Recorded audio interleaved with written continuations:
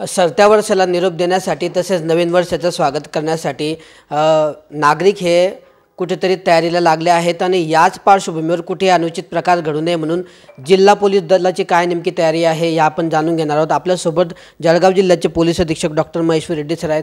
काय सांगणार सर, उद्या 31 आहे, नंतर परवाच्या दिवशी नवीन वर्षाचा स्वागताचा दिवस आहे, या पार्श्वभूमीवर कशा पद्धतीने आपली जळगाव जिल्हा पोलीस प्रशासनाची तयारी आहे? जळगाव जिल्ह्याचं पूर्ण जिल्हाभरात 35 पोलीस स्टेशनमध्ये किमान 2 ठिकाणी आम्ही नाकाबंदीचं प्रोग्राम नाकाबंदी आयोजन करण्यात आलेलं आहे आणि खास करून जे जळगाव शहर असतील, भुसावळ शहर असतील किंवा अमळनेर, चाळीसगाव अशा मोठी शहरी भागात आम्ही 2 पेक्षा जास्त म्हणजे उदाहरणासाठी जळगाव शहरामध्ये 15 ते 16 ठिकाणी आम्ही नाकाबंदी करणार आहेत आणि जळगाव जिल्हा पोलीस दलामध्ये एकूण 1800 पोलीस कर्मचारी आणि 120 पोलीस अधिकाऱ्यांना उद्याचा 31 तारखेचा रात्रीचं बंदोबस्तामध्ये लावण्यात आलेलं आहे।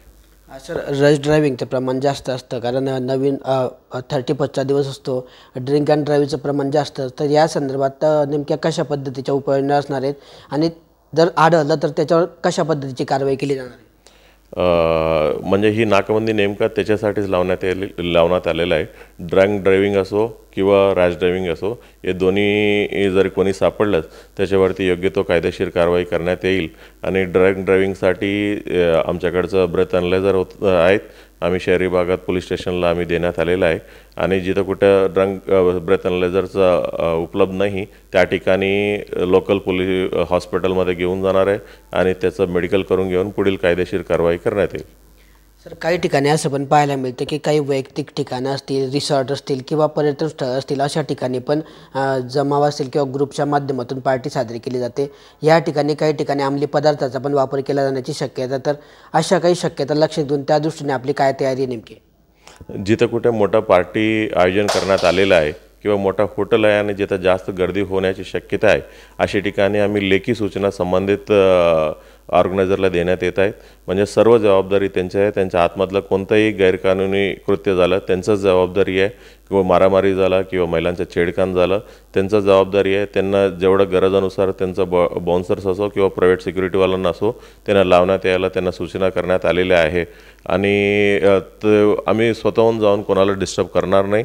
म्हणजे जरी दुसऱ्यांना त्रास म्हणजे जास्त आवाज लावून दुसऱ्यांना त्रास होते किंवा मोठा कायदा सुव्यवस्था प्रश्न होते किंवा आमचा एकदम परफेक्ट इन्फॉर्मेशन आहे, खात्रीशीर इन्फॉर्मेशन आहे, अशीच परिस्थितीमध्ये कोणताही आतमध्ये जाऊन आम्ही बघण्याची किंवा इतर कायदेशीर कारवाई करण्याचं आम्ही करणार आहे। तशा आम्ही कोणाला डिस्टर्ब करायचा आमचा हेतू नाही आहे, आम्ही फॅसिलिटेट करण्याचा हेतू आहे आमचा। काय आव्हान असेल तर जनतेला हीच आवाहन करू इच्छितो की म्हणजे तुम्ही खुशीनं आणि चांगलं तुम्ही साजरा करण्यात यावी। फक्त तुम्ही साजरा करत असताना दुसऱ्याला त्रास होणार नाही किंवा तुम्हाला स्वतःला जीव धोक्यात घालणार किंवा आपल्या आजूबाजूच्या लोकांना जीव धोक्यात घालणार अशी कोणताही कृत्य करू नये। म्हणजे खास करून दारू पिऊन कोणी वाहन चालवू नये असे मी आवाहन करू इच्छितो। तर कुणालाही त्रास होणार नाही अशा पद्धतीने आपला हा दिवस आहे तो प्रत्येकाने आनंदात साजरा करावा असं आवाहन या ठिकाणी पोलीस अधीक्षक डॉक्टर महेश्वर रेड्डी यांनी केलं असून या ठिकाणी 31साठी जळगाव जिल्हा प्रशासन सज्ज असल्याचं पाहायला मिळतं आहे। किशोर पाटील, TV9 मराठी, जळगाव।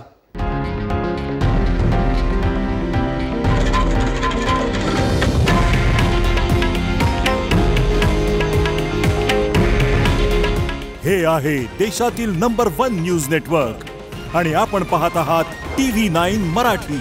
काळजी तुमची, हित महाराष्ट्राचं।